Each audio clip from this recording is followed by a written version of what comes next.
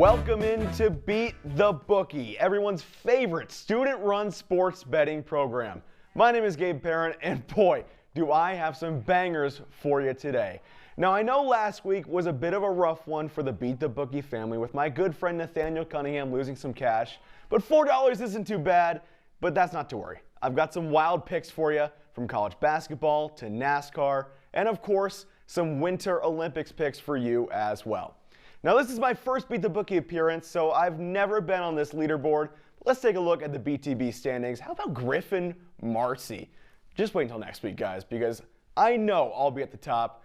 Now, it's time for me to beat the bookie. Hey, Jerry, you better yell! Show me the money! Show me the money! Let's start with our games of the week. And boy, have we been blessed with some top-tier college basketball this weekend. First, a huge Big 12 matchup as number 4 Arizona takes on number 2 Houston. Now, I get it. 2 straight losses wasn't the best look for the Wildcats, but look at who those losses were against. First, it was Kansas, and then Texas Tech. Those are 2 top 16 teams in the country. So can you really fault them for that? They also recovered really well with a gritty win over BYU earlier this week. But Houston is no joke either. They've got a really great defense, probably the best in the country. But if you look at points per game, Arizona has the best offense in the Big 12, and it's just not close. That's why I'm taking the Wildcats to cover the 5.5 point spread. And do you think that matchup sounds good? Guess what? There's somehow a better one on the slate this weekend. That's number 1 Michigan taking on number 3 Duke in DC in a February non-conference game. Don't ask me why. I don't know. But here's what I do know. I love this matchup. You've got undoubtedly the best offense in college basketball. And it's the best offense college basketball has seen in years over in Ann Arbor, and an absolute powerhouse team out of Durham. What's not to like here, guys? But today, I'm saying go blue, and let me tell you why. The Wolverines have 5 different players averaging in double digits, so all that scoring is spread out really well. Yes, Duke has Cam Boozer, who I would love to see play on my Indiana Pacers in a few months. He's averaging 22 points a game, but if he gets shut down by Michigan, I bet the Blue Devils get lost. Plus, this is a Michigan team that has scored over 100 points in not 1, not 2, not 3, but 8 different games this season. Sorry to the Cameron Crazies, but it's hail to the victors. Let's hop back into the Big 12 for our third and final game of the week. This is a classic late night matchup, and Provo will be hopping. Now, if you look at Iowa State on paper, that's a really balanced squad. Their defense is top tier, and their offense isn't the best. You'll find it. Their offense isn't the best you'll find out there, but they hold down the fort pretty well. But there's one factor that's telling me that BYU is covering this 3.5 point spread here, and that's A.J. DeBonsa. I mean, what college player averages almost 25 points a game? Even if the Cyclones defense shuts him down, you've got 2 star guards averaging 18 points a game each in Robert Wright and Richie Saunders. That's why I think the Cougars cover that spread late into the night. Now let's compare some of my own picks with the C-suite, the producers Griffin and Zach. Look at that, I've got an applesauce container on my head. Who knows why I was doing that, but I know Zach and Griff are looking lovely. Looks like we got some agreements. Let's see, the C-suite's going with Duke. I'm not with that. It's gotta be Michigan. It's go blue all the way. Now it's time to shine the spotlight on a lacrosse team that I think is very overlooked. That's High Point. And they've got a huge matchup against number 9 Ohio State in Columbus this weekend. Now, I know the Panthers aren't receiving any votes in the polls, but sometimes you just gotta go with your gut. That's why I'm picking High Point to cover against the Buckeyes. Besides, and this is no diss against Ohio State or any other Midwest program, but doesn't lacrosse belong on the East Coast?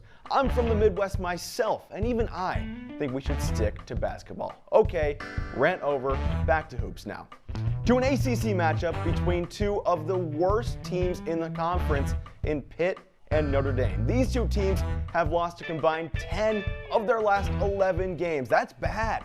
But throw all of that out the window, guys, because none of that matters now. I know that Pitt will cover this game because, man, have you seen Notre Dame play basketball this year? Micah Shrewsbury just can't keep his cool, and you know that'll be the case again in the Oakland Zoo. All right, now it's time to get really weird. If you know me, you know I've been a racing fan for my whole life, so why not do a NASCAR pick? Sunday is the second race of the Cup Series season in Atlanta, and I can guarantee that this bet will hit. Georgia native Chase Elliott will be driving in his home race, and he's got a great history at Atlanta Motor Speedway. The driver of the number 9 has 4 top 10 finishes at the track, and he was oh so close leading to the last turn at last week's Daytona 500. So I say yes, Chase Elliott may not win, but I can guarantee that he'll finish in the top 5 on Sunday and take home plenty of points in the season standings. Now for my lock of the week, and this is an even bigger lock than Chase Elliott. We go to the Big Ten. Now this matchup, in all honesty, is not very exciting. You've got a fiery number 9 Nebraska squad taking on Penn State, who was 5 games below 500, but that just doesn't matter. Because you know who's going to rise up to the occasion and cover that 19.5 point spread? That's right, the Nittany Lions. Let's keep in mind, Penn State only lost to Michigan, the number 1 team in the country, by 2 points, and they only lost to Purdue by 8. I've got my money on those boys from Happy Valley to cover. Now, here's where we get to pick purely off of vibes, at least for me. And it's my underdog of the week. Sure, Vanderbilt had a great start to the season, and yeah, they might be a little better than Tennessee, but does anyone really think of Vanderbilt as a basketball school? I'll wait. Yeah, that's what I thought. Plus, have you seen the gym they play in? They have their benches on the baseline. What a joke! For that reason alone, I'm putting $5 down for the Volunteers money line. And I know it's still snowy and cold here in Syracuse, but you know where it isn't cold? Augusta, Georgia, home to the Masters. You may be asking, Gabe, why are you talking about the Masters when it's 2 months away? Well, because I feel like it, that's why. Anyways, let's get to the pick. Who else could I go with but the young Swedish sensation, Ludvig Åberg? This guy is only 26 years old, and he's already proven himself to be a superstar. I can say without a doubt that he will take home the green jacket come April. Why, you may ask? Well, just look at his past results in the Masters. In just 2 starts, he's finished 2nd and 7th. Heck, he was in the mix for most of the back 9 last year. Plus, Augusta National is set up so well for long ball hitters. He drives the ball 306 yards on average. That's not the long stunt tour, but it's going to serve him well in those long par 5s on the way to victory. Now, how have the rest of the guys been faring with their futures? Griffin Marcy is the only one to have a future in there so far, and he lost $10. Arnov TBD, Max Gifford TBD, Nate Cunningham TBD. But I mean, just trust me, guys. Next week, when you do this show, in April, when you do this show, I'm going to be on top. You just got to trust me here. Now it's time for my Olympic, spicy, Mike Tirico-loving parlay. The closing ceremonies of the Winter Olympics are almost upon us, and so is the end of this show. That's unfortunate. But I'll leave you with a lovely gold medal-filled parlay. First, with some good old cross-country skiing.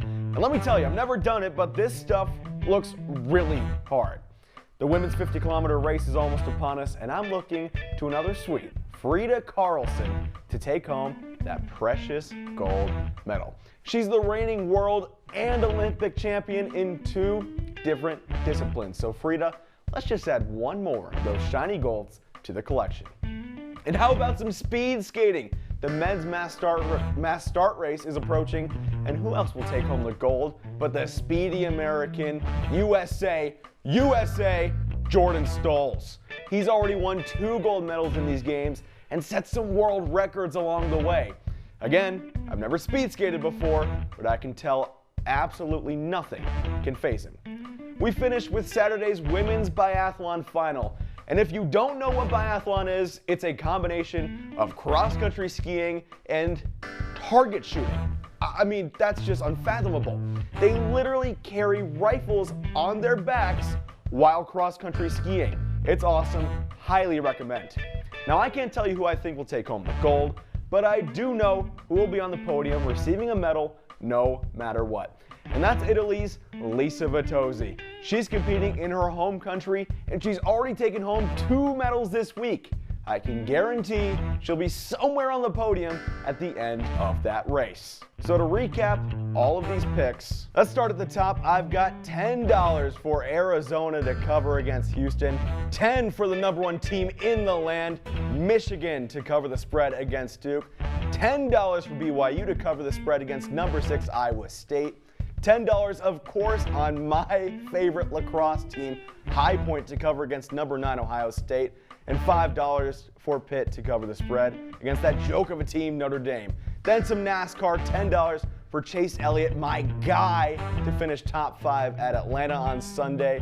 $15 for Penn State to cover that big old spread against #9 Nebraska.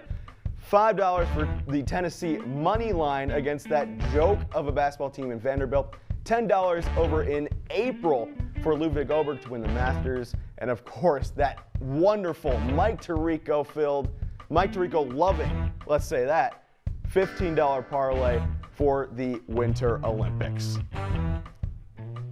That's all I've got for this week's edition of Beat the Bookie. Hopefully all these bets hit, but if not, make sure you know I didn't make you place them. You did that yourself. Shout out to our executive producer, Griffin Bloomstein, lovely associate producer, Zach Ventola, and of course our fearless leader, sports director, Matthew Parry. Once again, I'm Gabe Perrin. Thank you so much for tuning in to Beat the Bookie, and good luck placing those bets this weekend.